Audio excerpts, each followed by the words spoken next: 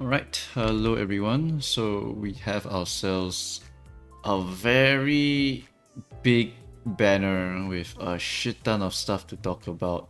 So I'm just going to quickly gloss over some of the patch and Walpurgis stuff. So for the patch, we are getting 500 lunacy because of the LCCB Ryoshu nerfs, where before, Lucky Sig was actually proccing based on the AoE damage of your Shootis skill tree. And then now it's going to be based on the damage that you deal to a single target and apply it appropriately, which will make this significantly worse than before. And so they're giving us 500 lunacy. And that's pretty much the only super major one. The rest of them are just bug fixes and other stuff. So if you were enjoying your Shootis AoE, well, unfortunately, it got quite a big hit. The reason for this nerf coming now is because Yi-sang is also a gun user and they kind of don't want it to get out of control. So it looks like LCCB Ryoshu might be a pretty good pick to buff this guy's bullet damage. So for now, I'll just go and experiment later on when the Yi-sang comes out and see if Ryoshu is actually a pretty good character to slap in for him. But for Shootis, unfortunately, the damage increase was a pretty major thing. Yeah, she used to do an insane amount of damage, and then now it's kind of in AoE. Okay, so that's it for that. Let's talk about Walpurgisnacht. And if you are a new player, I'll explain the rules of Walpurgis. When you are going to Walpurgis and pulling, the ones that you can only pull, as in cannot dispense at all, are the orange ones here, the yellow ones.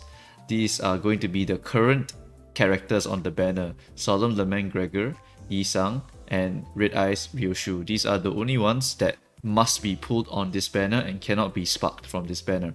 So basically, you can pull anything here, but the ones that can only be pulled are these three here. For the egos, because egos cannot be duplicated in this game, what happens is that as long as you remove a bunch of egos from the possible pools of egos, you will be able to more likely snipe Solemn, Lament, Gregor. For example, if you sparked Wingbeat Ishmael and Regret Basalt, when you hit an ego here, chances are it will be this, or any of the other egos that you do not have, because that's how the egos work. For the IDs, unfortunately, you will have to just pull until you get them. If you pull 200 times, you can go and select them using the Yi-sang pity mechanic in the banner, or pretty much you have to wait until the next Walpurgis banner. So if you are poor and you don't have enough budget to go and spark anything, then I recommend just pulling, see what you get, use the dispensary for anything else that you really want. Previously, I think we have 2 burn IDs over here, not so bad, but Otis just did get a pretty big hit to her damage output. Regret Faust, very strong AoE character, Tremor and pretty self-sufficient. Lantern Dawn for Rupture, Hook Office Fixer for Bleed, Regret Massault, good for buffing any Massault to give them +2 coin power, really strong. Wingbeat Ishmael for funny numbers but requires a lot of setup, and Sanguine Desire Rodion for bleed. And I think that the newest ID and as well as the egos are going to be some of the strongest things I've ever seen in Walpurgisnacht so far. But I could be wrong if the numbers are not as crazy as I thought. But at the same time, they just look incredible. And lore-wise, this is actually the Red Mist, one of the strongest characters in all of P-Moon history, pretty much. They're so strong she can wear 2 egos, if I remember the lore correctly. She has the weapon in the hand and she has the armor around her, which is her own. So she can actually wield 2 things, from what I can remember. So yeah, she is the strongest. And lore-wise, this Ryoshu should also be pretty damn strong. But she is phase 1 Ryoshu, which is not the full power of the Red Mist yet. Yeah, so I'm very happy to see her here, and I'm very excited to go and pull her. She is 100% the one I want to get, and the 2 Solemns are probably going to be very strong for sinking teams. Okay, so that is Walpurgis. Let's talk about the actual IDs. Let's start off with Gregor. For Gregor, basically the Solemn gang will be introducing this new mechanic called Butterfly, and Butterfly represents the guns that they have in their hand. Gregor will have the black gun and the white gun, same as Yi-sang. For Gregor, he will be using the big move called Solemn Lament from Ruina, and basically that move just does a lot of shots, and it is represented here by reusing this coin multiple times. Very strong. So the butterfly effect here is that potency and the count are separated into the living and the departed. So potency is the living and the departed is the count. Basically, the white one is the potency, the black one is the count. And when you hit a target, the attacker heals based off the living divided by X sanity. And when hit and the enemy is at less than certain amount of sanity, the enemy will take sinking potency divided by X gloom damage for every X value of the departed, which is the count of the butterfly. So this is effectively a rupture kind of proc, where it is scaling off of your sinking potency and will deal damage every time you hit the target, as long as they are below a certain amount of SP, or they are a character without SP, then instead you will deal half damage. Having more procs of free gloom damage every time you hit someone and scaling based off sinking potency is an extremely strong unique status, basically giving yourself a dark flame but on hit, but it will be not as crazy strong as dark flame. Dark flame is 1-to-1 damage. This one will be a sinking potency divided by a certain amount gloom damage. So it will not be as strong, but it will be very strong because it scales based on the number of hits you deal, and this will proc based on the number of hits you deal. So it looks very spicy. And then at turn end, you also gain sinking potency equal to the living, the potency of the butterfly, and convert the living, which is the potency, into the departed, which is the count. So potency converts into count, and you gain sinking potency for the enemy. And then no external effects can raise the amount of butterflies you can inflict. Sinking effects only increase sinking, not butterflies. So inflict additional sinking will inflict additional sinking instead of additional butterflies. So apparently what this logic here is that if you use an ego gift that buffs sinking application, you will instead apply the sinking directly instead of additional butterflies. So that is how this can be read. And this effect expires when both the living and the departed reach 0. They both have to hit 0. Okay, so that is how this unique status works. Is effectively another instance of rupture but for blue, and has a division here to make it not as crazy because it's per hit. Okay, so Solemn Lament, let's talk about the actual skill here. Let's go, Gregor. When this skill flips a coin, these 3 coins here will hit an individual target, but it hits all of them randomly. You can hit AoE, basically. You hit like 3 targets, but each of these coins will only shoot 1 target, or it can bounce and then hit the same target, because each coin flips against a random enemy. So this one will hit the main target always, then the second coin can hit the main target, or can go to a second target, or can go to a third target, and so on and so forth for the third coin, and for every single reused coin that you deal from now on. All on-hit effects from each of these coins will be separate. It will only apply to the random target. It is not a true AoE skill, it's more like you're spraying a bunch of bullets, and whoever you hit, you are applying a butterfly to them. For the butterfly itself, it is based on your chance to flip hits. If you have a higher chance, then you can have a higher chance to inflict the departed, which is the count. And if you do not hit the count, then you will hit the potency instead. And this part here is kind of crazy, because every time you shoot the third coin, you will lose SP, and every time you are above 0 SP, you will keep reusing this coin until you hit the negatives, and after you attack, you heal number of coin 3 hits times X SP, and that is very good for Linton Gregor because of his passive. I'll explain later if you forgot. Ego Corrosion skill. Actually, this one I want to talk about because of one special line here. If the target has X% minus SP, inflict gloom damage equal to all butterfly values on the target. This is quite similar to something like Deluge, where everything below negative 45 SP gets converted into gloom damage, but for this one it's more of, if butterfly has been applied, you just take all of the butterfly and do gloom damage equal to the butterfly. So it's probably not going to be as strong, maybe like a 99 if you can stack 99 butterflies, and that could be just a pretty strong nuke. Or I don't know if there's any other different maths that will appear when the actual ID or ego has been released. I'll just have to wait and see. But this thing here looks like a very nice nuke that it can do. So I'm just looking forward to this thing here. And then the last one is the ego passive. Turn end. If this unit has a negative effect, you gain attack power up next turn. Linton Gregor, skill 3, steals 10 sanity, 10 sinking away from an enemy and puts it on yourself. Negative effect is sinking, so you gain attack power up next turn. When attacking targets that are either in panic or ego corrosion, sinking team, deal more damage. Very, very good for Linton Gregor. Now we go to Linton Gregor. I'll talk about why multi-crack is here later. But Linton Gregor is going to have such a field day with this, not just because of those two passives, but because... Oh wait, what am I talking about? This one, yeah, this one. Yeah, because of this Endless Nightmares. He gains 1 damage up and 1 vulnerable for every 5 sanity difference between the combat start and the last turn start. And guess what this ego does? It nukes your SP to less than 0 from highest SP, and then after that you heal back your SP based on how many things you deal here, which makes a big difference in your SP and allows you to get a pretty sizable amount of damage bonus from your passive. But you need to hit the triple gloom rest, but guess what? Yi-sang is also a gloom rest enjoyer because of his skill 2. So very nice. The sinking team all about that gloom rest. Linton Gregor just got his gloom ego, and you have yourself a very powerful buff to your Linton Gregor every time you use Solemn Lament, and Solemn Lament buffs your team for sinking by applying Butterfly. So we got Echoes of the Manor, we got Ruin by Earl King, and we got Butterflies now. Triple status for sinking, including the sinking itself, then it will be 4. Right. So lots and lots of good shit going on here. And I cannot wait to go and run Linton Gregor because this sound effect in the trailer was so damn good. It was just bringing me back to Ruina days. So Solemn Lament, very solid ego so far. Can't wait to see the numbers. By the way, if you shoot 1 target only and 1 target alone, I think Solemn Lament should still do the Solemn Delete thing and just shoot the target a bunch of times because there's no other targets to shoot.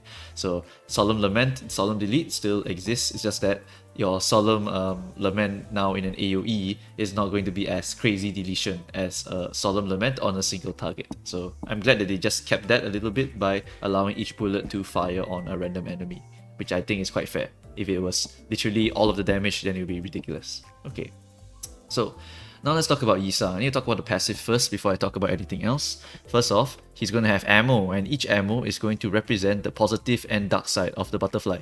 Living is potency, departed is count. So when you consume ammo, it will be RNG which one you get, but you will apply potency or you apply count for butterfly. And then for reload, yes, we have reload for the first time in forever. Effect applied to the living and the departed applies to the bullets. You will consume X minus the amount of bullets that you have on yourself divided by YSP. Reset both of your bullets to 0 and then gain the max value of the sum based on the probabilities in your passive, which I'll talk about later. And on reload, you will always gain at least 1 living and 1 departed. So you are gaining back bullets. Holy shit, this character can just keep shooting forever as long as you keep reloading. And I'll talk about this character now. Let's talk about the passive. I like the themes of this character. I'm going to talk about that one first because really very well done by P-Moon. All of these things here have no spacebar, and that is intentional because the author itself, the literature works, generally don't have spacebars in them. They're all about not having spaces. So I'm not very familiar with the works, but generally just asking around, this is not to the author's literature pretty much. And I asked my Korean friends, and in Korean, this is this skill tree here, which is Goodbye Now, A Sorrow in You. This is translated in Korean as Isang Ulo, Isang Iyo, which is Isang's name twice. But it is also similar meaning, which is something like the funeral ends here if I just use Google Translate. The funeral is now over. So Isang mentions himself twice, and then after that he ends the fight pretty much. Because this skill tree here consumes all of your bullets. Yep, so you're just full mag dumping every single bullet into the enemy, and you inflict butterfly equal to the bullets, and you deal X% more. So this part here is why this skill tree here is named something like This Funeral is Over. Very cool stuff here. Alright, so now all the lore stuff is out, let's talk about the actual passive. Begin encounter with X of each value. So you have a certain amount of living bullets and certain amount of departed bullets. When you consume, you select randomly between each of them for which bullet you consume, and if you consume the living bullet, you apply living. If you consume departed, you will inflict departed. Very simple to understand this part here. If you run out of ammo midway, your skills are cancelled, reloads are also cancelled. When reloading or when gaining bullets, you gain them based on the current SP. If you are more sane, you gain more departeds. If you are less sane, you will gain more livings. And then for the last one, the passive Fire I Shall Fire. if you kill someone, you activate reload automatically. So that's why he was doing that sound in the trailer. And when this unit gains the living and departed, he will gain haste next turn. Alright, so now to understand this character, I'll just explain three things. All of these skills have the exact same things on the skill. They always have more bullet, more clash power. More bullet, more clash power. More bullet, more base power. So you always get more clashing power the more bullets you have. Next is more sinking and butterfly, more coin power. More sinking, more butterfly, more coin power. More sinking, more butterfly, more coin power. Next, clash win, sinking count. Clash win, sinking count. Clash win, sinking count. Last one, consume bullet, shoot, inflict butterfly equal to the bullet that you eat. So living bullet, apply living. Departed bullet, apply departed. Departed is the count, living is the potency. And then repeat here again, and then repeat here again. Everything else is going to be a little bit different. So skill 1 can be summarized as good clash as long as you have more bullet. Enemy got a lot of status, you get more coin power, inflict sinking count, and then after that you will inflict butterfly equal to living, blah blah blah, so on and so forth. Right, Solemn Lament for the living is going to be clash power, coin power, sinking count, and this part here is the unique part. You gain highest resonance bullets. If the SID resonance was A resonance, you will gain highest resonance times X bullets. If the SID resonance was at X plus A resonance, you will reload instead. So this is the ideal here. You want to try to get Gloom Absolute Resonance. Very, very easy if you use King in your team. King with Linton plus Yi-Sang can easily hit this number here in my opinion. And of course all of your other characters like the Butler, the Molar also can do it, I think, yeah, and Dichi also with the skill 1 can also do it if you run Dichi Rodion, which I will still do because I like Ramshang, and Ramshang is also Gloom, so you can just resonate very, very easily. So it's just very, very good shit here. I like it a lot, forcing into Gloom so you can get some big rewards for the sinking team. Okay, last one, Goodbye Now, Sorrow in You. Base value for bullets, coin for sinking, blah blah blah. After the attack, you will trigger a reload. When you use this skill here, you will consume bullet similarly, and then after that you will full mag dump. And this mag dump will deal more damage for each bullet that you have. This reload after here is to guarantee that you get at least one living and one departed bullet back after you full mag dump, so that you can shoot again with these other skills here. Because these skills here also consume 2 bullets each time they shoot. So this is very, very well designed. After you full mag dump, reload, guaranteed 1-1, so you get to shoot these 2 for sure. And if you use the skill 2, you get to reload, or you can use your gut skill to force a reload as well. That's also viable. Right, so very well designed so far. And then after the mag dump, you also inflict gloom damage equal to all butterfly values on the target for an additional nuke. Because if you look at the living and the departed, which is the, if you look at butterfly status, right? The butterfly status, it converts its potency into count every single time at turn end. So I think it's unlikely that you will actually be able to remove this butterfly as long as you keep reapplying butterflies into them. We have to wait and see to understand how this status actually works. But because the potency of the living is always converted into the departed, you will be able to have quite a huge amount of count. So that means that perhaps you can stack quite a lot of butterflies and you will be able to deal a significant amount of gloom damage the more butterflies are on the target. So this is actually quite nice to have, and this part here could also be why LCCB Ryoshu was actually nerfed, because this might be a super strong nuke, and I shall just keep my eyes on this move here as to why LCCB Ryoshu got nerfed. There has to be a reason why things got nerfed like that, because I think they left that LCCB Ryoshu unnerfed for Otis's sake, and then they released this one, then they realized that the bullet might be a bit too insane, and so they had to nerf it. So yeah, I'll just keep an eye out for this one, and that pretty much sums up the entire Yi-Sang.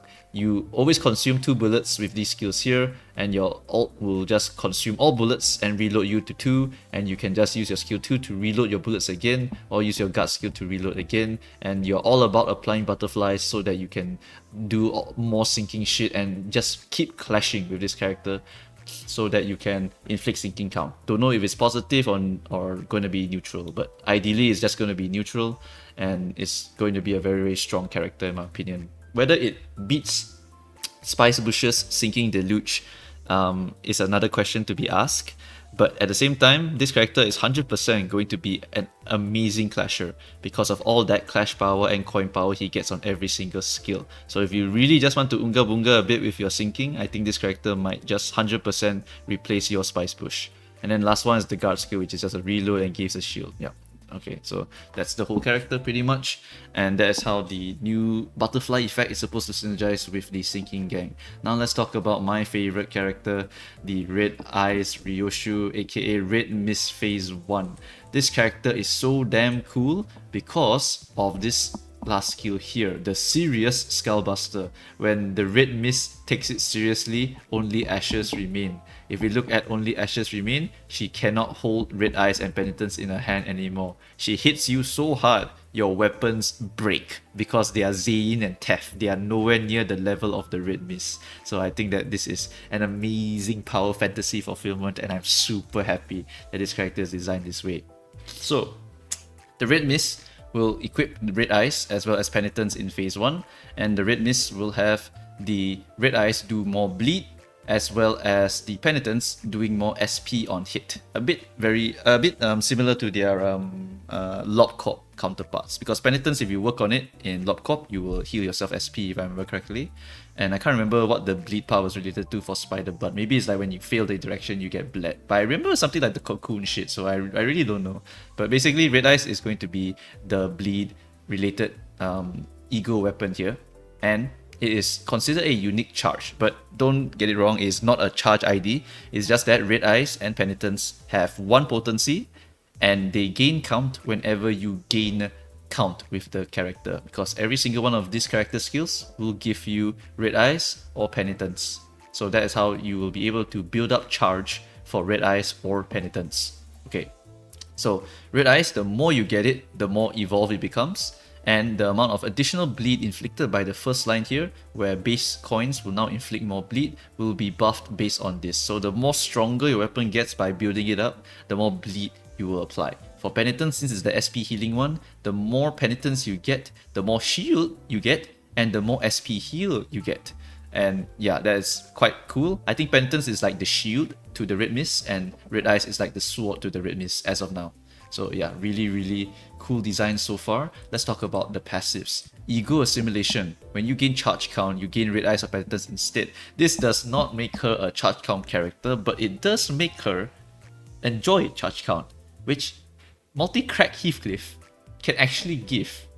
So if we were to use multi-crack Heathcliff and let her get photosynthesis stacks from it, because photoelectricity basically gives her more charge count, she can actually supercharge herself with Penitence and Red Eyes and do more skull busters every single turn. And so I'm actually very excited to see something like that happen, and I'm also very excited to see what Ego Gifts in the Mirror Dungeon can actually give her the charge count. Because charge count, right, this gaining thing here, you can only have an effect from the Ego Gifts if you gain charge count. So I'm not too sure if the wording here literally means charge count. Like, this is unique charge, right? So does it get affected by Ego Gifts? That's the real question here. So we'll have to wait and see for that one. But essentially this part here is so that she can kind of work with charge count Ego Gifts, or maybe even multi-crack. I'm not too sure yet. This one needs to 100% be tested, because that could be a very cool combo to supercharge your Red Mist into some ridiculous levels. And then the passive here is, you guessed it, damage. This is Ryoshu anyway, so you were expecting damage anyway.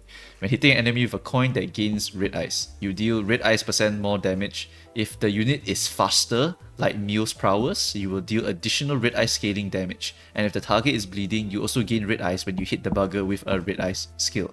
So this makes it so that when you hit with the Red Eyes, you will just get more Red Eyes, and if you hit with Red Eyes, you also bleed, which will in the future help you get more Red Eyes. So ideally, you slap her in with another bleed character, right? When you hit an enemy with a coin that gains Penitence, you will deal Penitence % more damage. If the SP is lower than yours, you deal additional Penitence % damage, and at X plus SP, you also gain Penitence. So the more sane you are, the more Penitence you get. When you get hit by an enemy, you get more Penitence. So yeah, this is just helping you to charge up your passive faster, and you want to be faster than the enemy as well to get more damage, and you also want to be more sane than the enemy in order to get more damage, which is super easy with this character because I'm guessing her clash power is going to be absolutely ridiculous because she's the Red Mist. Alright, so all of this stuff here gives her all these extra percentage damage sources, and then the skill 3-1 will be very similar to Earl King, where he consumes all of it to give himself coin power, base power, and more damage for every red eyes and penitence consumed. This just reminds me of Coffin again, where he gets so much damage boost that the skill 3-1 will absolutely destroy people. It's just that Ryoshu can't access it with her gut skill, which will make her insanely crazy. And I think they're saving the insanely crazy red mist for the future IDs. So right now we're getting the regular one, where you don't use the counter to just destroy people. But yeah, this looks absolutely disgusting so far. Alright, so that's just the passives. Okay, that's just the passive. Support passive is actually kind of goated as well, because least SP heal SP, lowest HP heal HP. So if you want to, you just kind of slap this passive on any solo character, and now they have sustain for all of it. Like, they just have all the sustains. So yeah, really strong passive as well. It reminds me a bit of Red Mist build in Ruina also. You can just slap some healing on her so that when she wins the clash, she heals SP as well as heals HP. Okay, SP back then was called Stagger. So yeah, you get Stagger back and you get HP back. So that's what this part kind of reminds me of. Right. So now the counter skill. On hit, gain red eyes. And at less than X red eyes, gain additional red eyes. On hit, gain penitence. At less than X penitence, gain additional penitence. The counter is actually really strong, because when you get hit, you also gain penitence. And whenever you gain red eyes and whenever you gain penitence, you also can trigger all of these additional effects here. So as long as the target has bleed and you counter with the red eyes, you will gain red eyes. And you also deal red eyes % more damage when you hit enemy with a coin that gains red eyes. And this is a coin with red eyes. So you can trigger this part here and you can trigger this part here. So this counter skill here can give you quite a lot of stacks of the red eyes and penitence here.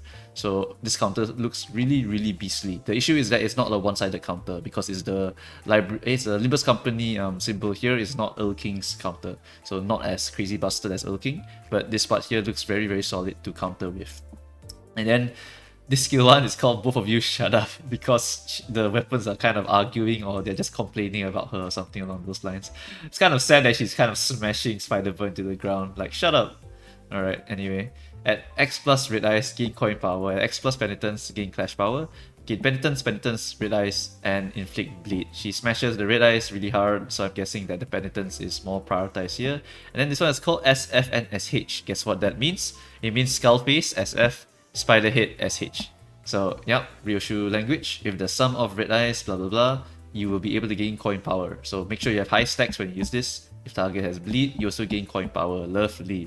Gain penitence, red eyes, inflict bleed, and you also gain red eyes equal to the bleed on a target divided by X. And if you have certain amount of red eyes, you also gain haste next turn. So this is more of the red eyes gain, and this is more of the penitence gain. But no matter what, you're always swinging with both weapons, so you always get one. You at least get one stack of each every single time you swing. So I really like the lore, I like the animations, I like the reasoning behind all of these moves here. It's just so solid and good and feels the power fantasy. Alright, now for the cash out. Once you build up all of this charge here, where are you going to spend it on? You spend it on the skill tree, which skips you to the Serious Skullbuster if you hit the X plus number here. So Serious Skullbuster, consume all of it on yourself, gain coin power, base power, you break the weapon because you smash it so hard that only ashes remain, you lose SP, you inflict bleed equal to the red eyes consumed, you deal more damage for every red eyes and penitence consumed, and then you heal yourself as well as other allies, and you heal yourself and other allies for SP. So all of it scales off the penitence, and you can hit more if you get resonance, and at the last part you inflict bind and attack power down next turn. The attack power down here is actually to help you clash afterwards, because you only gain additional coin powers and stuff from having a certain amount of red eyes and penitence, and this attack power down is to help you recover your red eyes and penitence after a big smack here. And what does ashes remain actually do? When ashes remain, right, you have broken your weapons, so you can't hold the red eyes and penitence for one turn, right? So now what happens when you gain it is that you instead become a healer. Legit, when you gain red eyes with base skills, you will now heal yourself and one ally with the lowest HP. And the same thing for Penitence, healing allies for SP instead. So after you smash your weapon, oops, you're now a healer for 1 turn, and then you wear your weapons again, and then now you get to go Unga Bunga. So go, build up, build up, build up, build up, and then big cash out into break weapon, into oops, I have to heal my allies now, my bad. Okay, so what happens if you don't have the certain amount of requirements? Then, well, this skill here will just become, if the unit speed is faster than the targets, you gain coin power. And max sanity, you gain additional clash and coin power, which is very, very good because of the 3 coins over here.